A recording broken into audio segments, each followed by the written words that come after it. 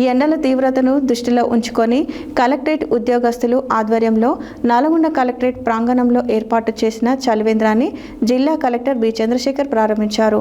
రోజు రోజుకు పెరుగుతున్న ఉష్ణోగ్రత కారణంగా ప్రజలు తీవ్ర ఇబ్బందులు ఎదుర్కొంటున్న నేపథ్యంలో కలెక్టరేట్కు వివిధ పనుల నిమిత్తం వచ్చే ప్రజల దాహార్తిని తీర్చేందుకు ఈ చలివేంద్రాన్ని ఏర్పాటు చేయడం జరిగిందని కలెక్టర్ తెలిపారు.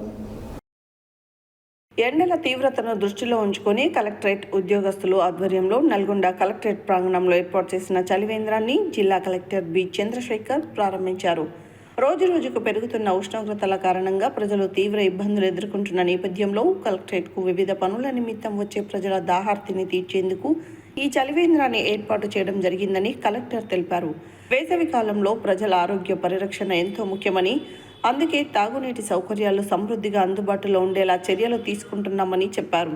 కలెక్టరేట్కు వచ్చే ప్రతి ఒక్కరికి చల్లని తాగునీరు అందేలా ప్రత్యేకంగా ఈ చలివేంద్రాన్ని ఏర్పాటు చేసినట్లు వివరించారు. ఈ కార్యక్రమంలో రెవెన్యూ అదనపు కలెక్టర్ జె శ్రీనివాస్, స్థానిక సంస్థల ఇన్ఛార్జ్ అదనపు collector Y Ashok Reddy, AO Motilal, superintendent Krishnamurthy, ఉద్యోగస్తులు పాల్గొన్నారు.